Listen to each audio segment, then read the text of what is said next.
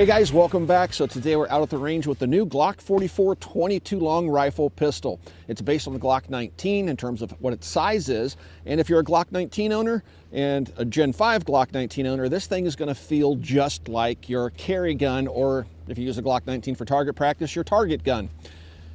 Now, it was kind of funny. Glock announced this and of course, in typical gun manufacturer fashion, they hyped it all up, and there was just tons of hype circulating. Everybody started talking about the fabled Glock carbine. Oh, this is going to be it. Glock's really going to do something great this time.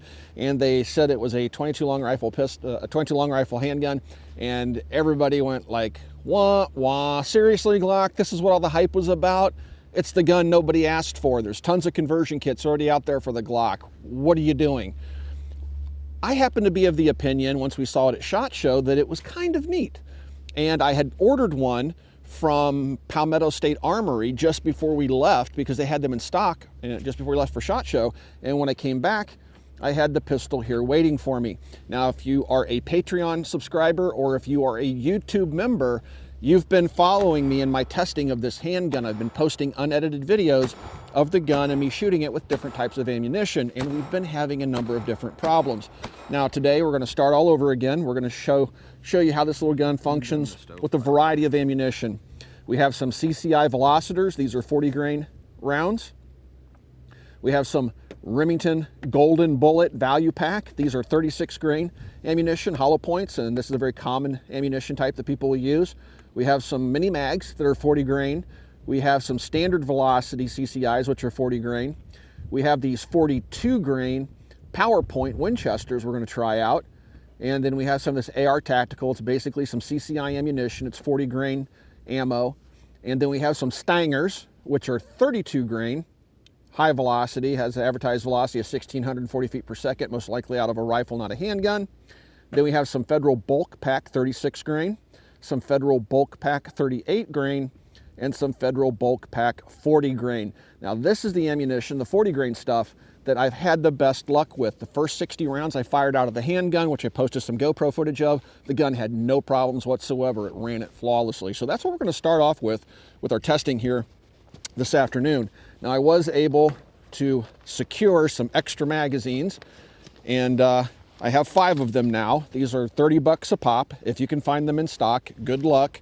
I did also order a threaded barrel from Brownells, but unfortunately, I got a $200 ETS magazine instead of my threaded barrel. They screwed up in shipping, and they're trying to run it down and try to find my barrel because they're out of stock, just like everywhere else on the internet. I really wanted to try to shoot this thing with a suppressor on it. And the gun, as it ships, does not come with a threaded barrel. It's an aftermarket accessory. The gun itself is right around 370 bucks. Then you have to pay either between $150 to $194, which is what I paid for at Brownells, because they were the only ones at the time that had the threaded barrel in stock, up to $194 for a threaded barrel. Now, if you take a look at a pistol like the TX22 from Taurus, that gun comes with 2 16-round magazines, where this comes with 2 10-round magazines, and it comes with a threaded barrel, all for the low price of about $230. Quite a bit less than this handgun. So by the time you buy this and buy a threaded barrel, if you want to shoot it suppressed, you're going to be into this gun close to $600 when you add a spare magazine or 2. So let's do some shooting with it. We'll talk about some of the features of the gun, and we'll field strip it for you. But let's start off. We have 5 magazines loaded of the Federal 40 grain ammo, and we'll talk about the magazines in detail as well here this afternoon. But again, this is the stuff that I've had good luck with so far. The manual of arms when using this is just like a standard Glock 17, 19, 22, whatever. You have your ambi reversible magazine release on the side. This is a clone of a Gen 5, so you have that flared magazine well on the pistol grip. You can reverse this, as I said. You have slide stop, slide release on both sides of the pistol in typical Gen 5 fashion. You had to seat the magazine there. Has its inertial safety on the trigger, aka the dingus. And when you take it apart, you're going to see it looks very much like a Glock 19. All right, so I'm going to go ahead and charge the gun. The top half of the gun is a polymer with steel reinforcements, and the bottom half is just typical Glock type polymer. All right, we'll shoot at our challenge target that's about 20 yards away here, and it has standard Glock type sights.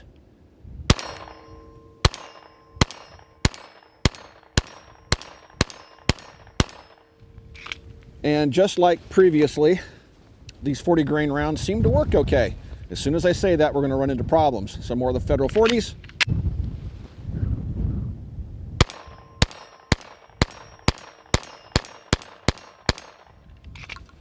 And I've really enjoyed shooting the handgun with this particular ammo.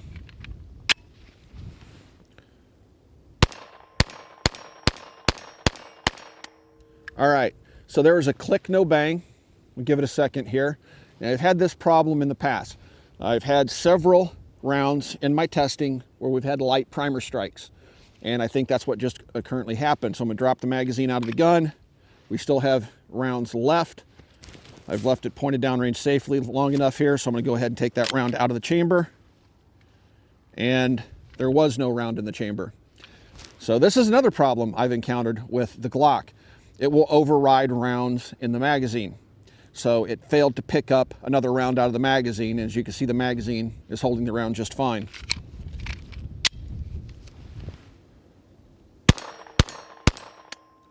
And there is a click, no bang. Magazine is empty, and I suspect it just didn't lock open on the last shot fired. So these are problems I haven't had previously with the 40 grain ammunition. This was the ammo I thought worked best in the pistol. Some more of the same ammo.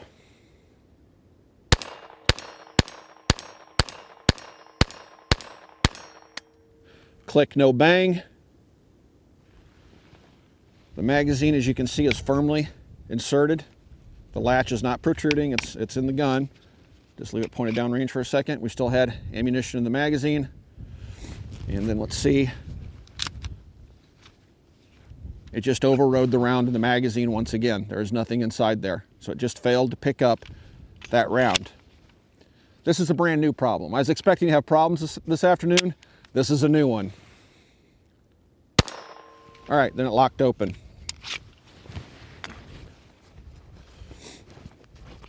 Another 10 rounds. Now, the guns do ship with 10-round magazines. There's a lot of speculation as to why Glock didn't ship these with 15-round magazines, and I suspect it's because they're having enough problems with the 10-rounders working that they just haven't released the 15-rounders because they're probably trying to get them properly functioning. Pure speculation on my part, but there are so few banned states out there that the majority of the states aren't banned states that can have 15-round magazines, and there was rumors they're working on one. I suspect the reason why they didn't come with them is because they don't work. I'm having a number of problems with the magazines with my G44, and I'm not alone. If you get on the forums, you're going to find other people having problems with the magazines, some reliability issues. We've seen at least 2 guns that have blown up and shot their extractor out of the side of the gun. I hope that doesn't happen with mine. I can deal with the occasional malfunction.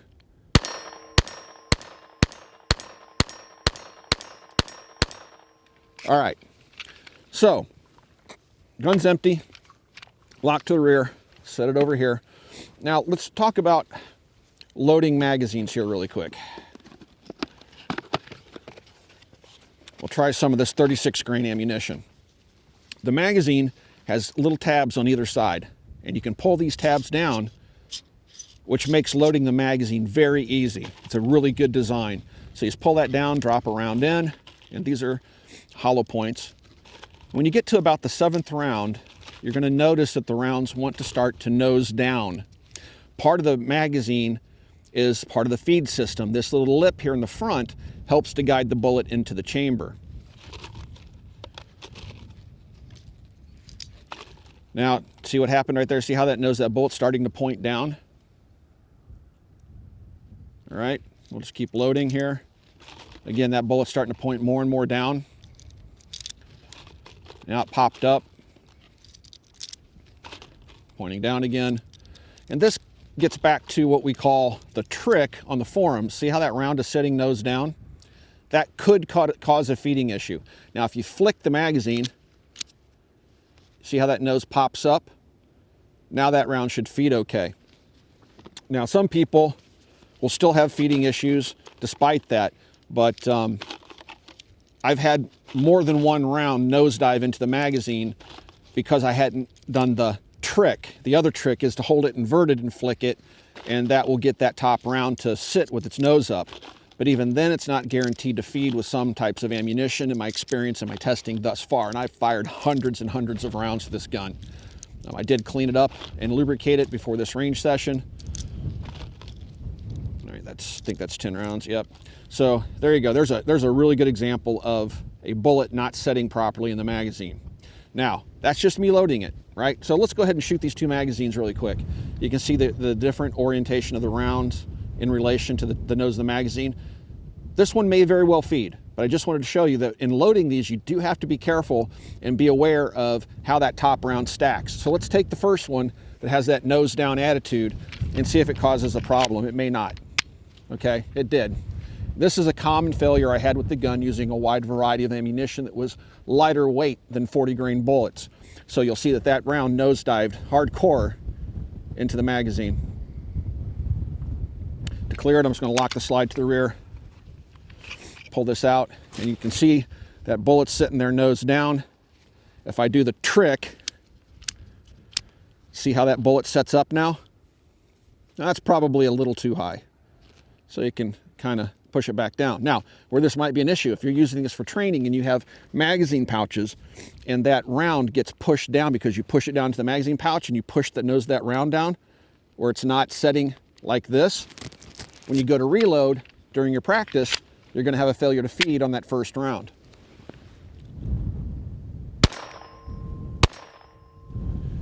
All right, now, 36 grain ammunition. The magazine was loaded properly. That round really bottomed out inside there. I don't know if Jason get focus on that, but I mean, it really nosedived. So I'm going to go ahead and lock the slide to the rear, pull that out, and the round pops back up now.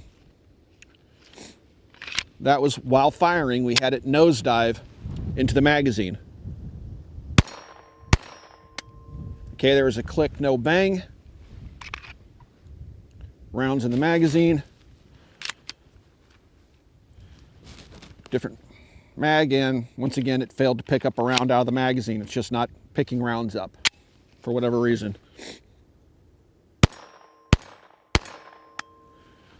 All right, click, no bang. Rounds in the magazine. Oh, there was one in there that time. That one was a spent case that just didn't eject. Now you will find that with the lighter bullet weights, the gun won't cycle completely. So it really does favor heavier bullets. I find that curious because Glock claimed they tried 141 or 144 different types of ammunition. They fired over 1.2 million rounds in testing. They must have been shooting heavier grain weights than 36 or 38 grain rounds, because I've had nothing but problems with them in my testing. And it locks open, so I don't get it, guys. All right, so that was with the 36 grain stuff. We're gonna go in the Jeep, warm up, load the 5 magazines. This time we'll try out some, let's go for mini mags. Mini mags are always fun. Mini mags typically work in a 22 that's having problems. If you have a gun that's picky on the ammo, most people will turn to CCI mini mags to resolve those issues. So let's load up 5 magazines of those and give them a try. We have 5 magazines of the CCI 40 grain mini mags loaded up. And let's see how the little 44 performs. You can see the bullet is sitting with the normal orientation. So we've flicked the magazine. We've done the trick to try to get the bullets to set right, or the cartridges to sit right in the magazine.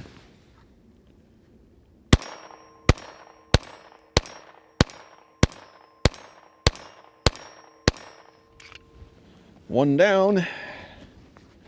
Like I said, CCI mini mags typically will make any gun work that's having 22 reliability issues that are 22 long rifle firearms.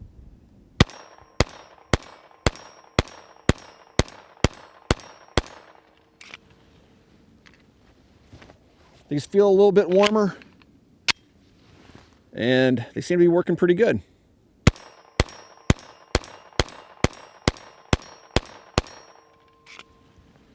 It's also fair to note, despite the marketing that Glock put out there about millions of rounds being fired and all these different ammo types, they do say in the magazine, in the magazine, they do say in the owner's manual to find ammunition the gun likes and keep using that particular ammo. So There's a difference between what they do with their marketing and what they actually tell you to do in the manual, which is good advice, which is true of a lot of 22s, right? 22s can be very picky about what they like to feed. So that part is not uncommon, and the manual does point that out.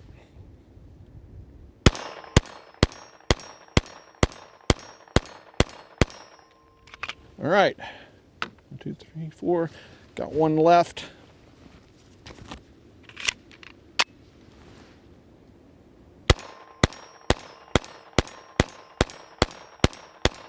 All right, so we had good luck with 5 magazines of the CCI Mini Mags.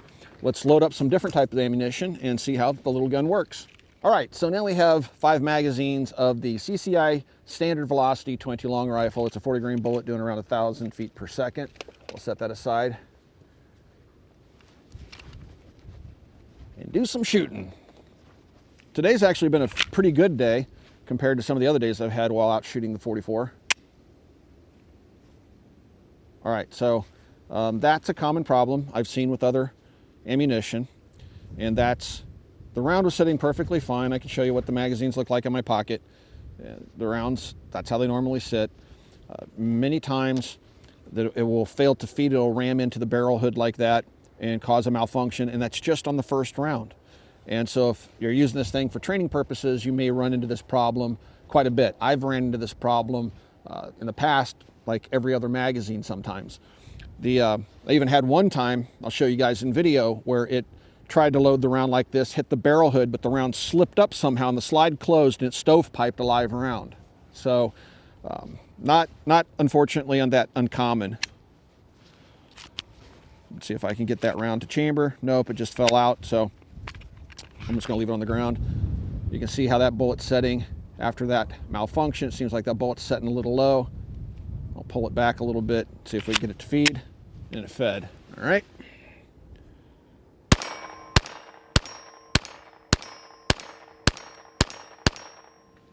All right. It's kind of funny, you can tell the difference between the mini mags and just the standard velocity in terms of recoil.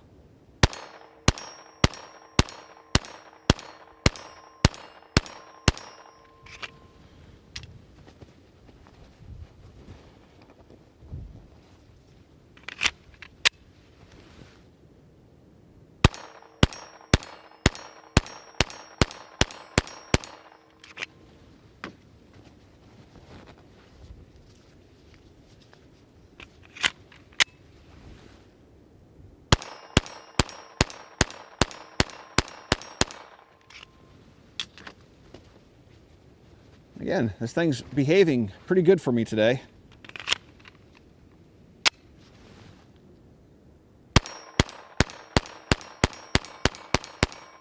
Good stuff. Okay, again, 40 grain loads. The gun typically likes the 40 grain stuff. So now let's go and try some of the, as 22 Plinkster would say, Stingers. These are a light bullet moving really, really fast. It's a 32 grain bullet doing 1,640 feet per second, presumably out of a rifle barrel. So let's load these up and see how the lighter bullet weights perform in the G44. 5 mags of the CCI Stingers. They're 32 grain rounds that are stepping it out. Like 1,600 feet per second out of a longer barrel than this. You can see it has a kind of a nickel looking case to it.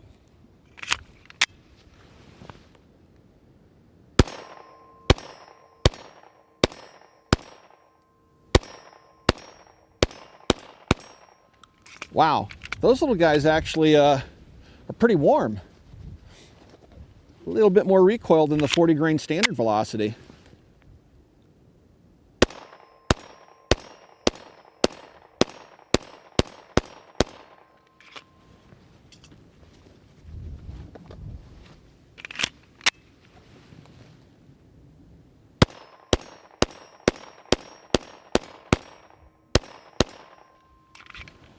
Yeah, it likes these little hot rods.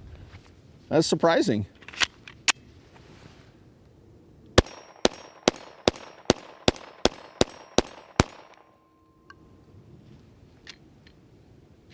Huh, didn't lock open that time. I counted 10 rounds.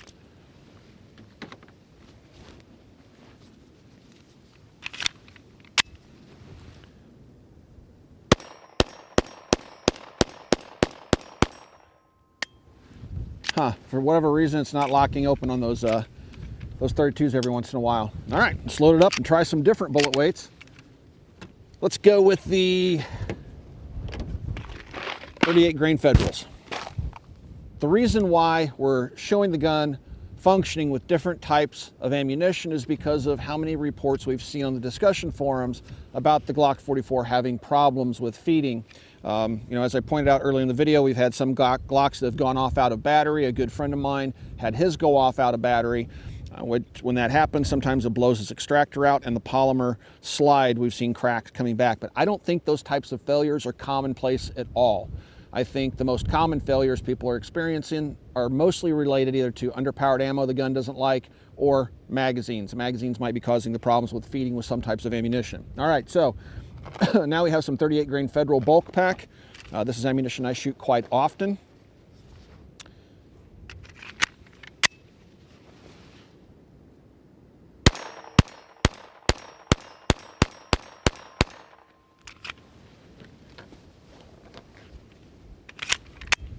All right, so again, failure like that I have, and you know, even with checking to make sure that round's sitting properly in the magazine, I look at it before I insert it, I still get failures like this. As you can see, the bullet has crammed itself into the hood, and in this case, it looks like it's almost ready to ride up that little loaded chamber indicator slot there and do its little stovepipe malfunction. I got that one time. All right, we'll take that round out, put it back in the magazine. You can see that round just behind it was setting properly in the magazine. Right, do the trick. All right, that's about as good as you're going to get with that first round with a 10 round loaded magazine. And once again, we had a failure to feed. So at this point, I'm just going to get rid of that round. And so these are the problems that I was having in my testing with my GoPros. There we have 2 rounds now that we've lost. So one of them is really mangled up. I'll save that one for pictures. Let's go ahead and try this again. Okay, so flicked it. That nose is way up. You can see how way up it is there by flicking it.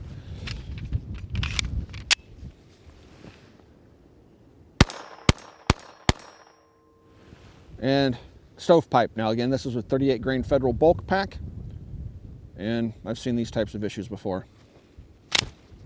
It just threw a live round out and a spent case. So I just threw 2 rounds out by clearing that malfunction.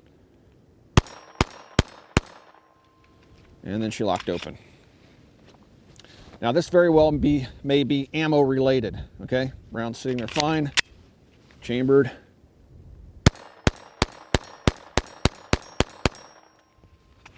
In terms of recoil impulse, this stuff is feeling like the standard CCI velocity ammo.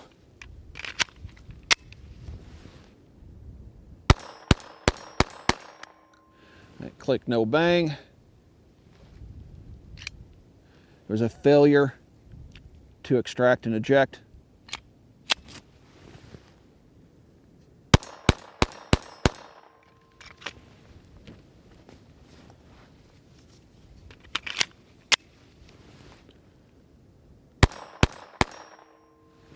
Classic stovepipe.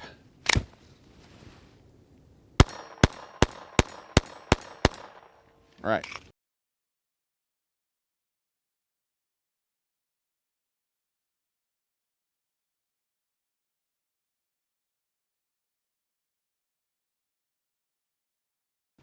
So field stripping the G44 is just like field stripping any other Glock.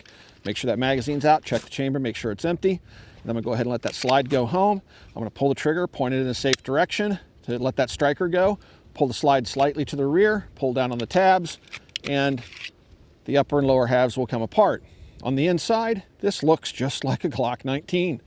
Even still, you'll find that the internals are very similar. I have tried to put a Glock 19 slide on here and this slide on a Glock 19, and they're not compatible. You'll find there's differences right here. This is polymer versus steel, and there's, you know, some differences in that. Looks like some of that plastic's getting beat up. All right, so set that aside. You have nested recoil springs, just like a modern Glock, and then inside you have your barrel. This is a fixed barrel. It's not short recoil operated. It's a fixed barrel, straight blowback. So to get it out, you're gonna have to push it forward and then you can lift up and take the barrel out of the gun. Looking at the slide, you're going to see metal runners along the side, and this is where your slide stop will engage. Also, this outer polymer is just that polymer. This square is some of the steel reinforcements showing through the top of the slide, the breech face, the bottom here, the safety on the striker. All this stuff is metal that is molded into the polymer. You have a traditional striker and an end cap on it.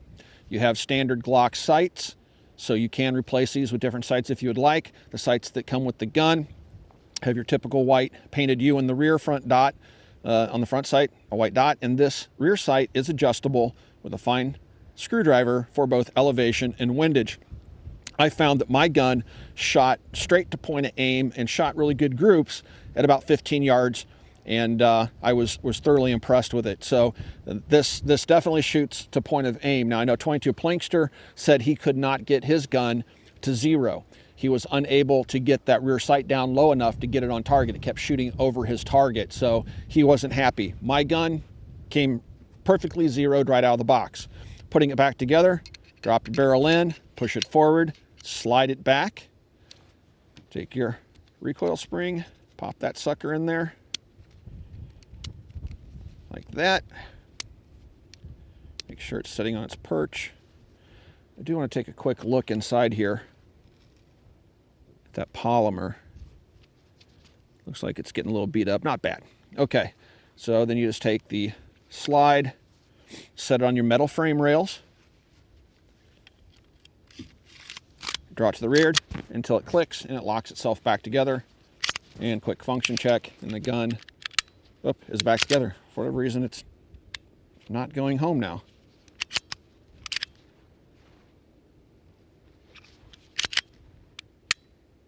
See that? How that slide is... See when I pull the trigger, how the slide's going home? Something's weird. Take it apart again. That ain't right.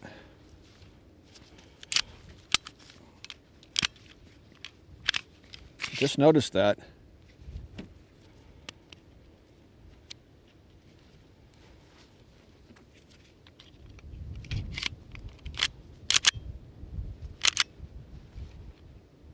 Okay, weird. Okay, back together. Everything seems to be working now. Something weird happened there with maybe the spring sitting just off its perch. All right, so that's how you field strip the gun. Very familiar to you if you're a Glock 19 owner. Now, when we get back to talking about the firearm, most of you guys are going to wind up shooting bulk pack ammunition. It's because it's the most affordable. That's what I typically shoot. I don't go out and buy expensive ammunition to plank. It kind of defeats the whole purpose of having a cheap training aid like this if you're going to go out and spend money on expensive 22 ammunition. Just go ahead and shoot 9mm out of your Glock 19. So most of the problems I've had with the gun is with the bulk pack ammunition. But today, we're actually having pretty darn good luck. This is just some bulk pack Federal. And there's a failure to feed. Again, this is with bulk pack ammunition that's just standard velocity, and you're going to probably run into some problems with it. It's definitely going to favor the hotter ammunition, as we've seen in our testing here.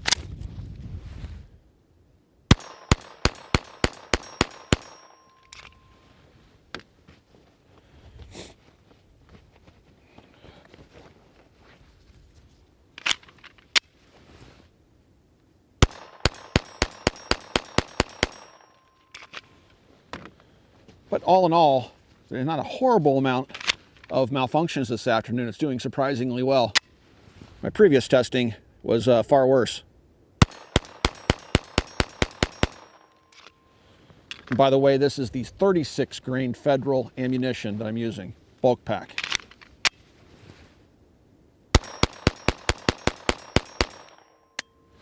All right, didn't lock open.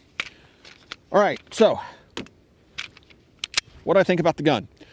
The gun is definitely a dead ringer for the Glock 19. It's much lighter than the Glock 19. That's because it uses a polymer slide with steel reinforcements.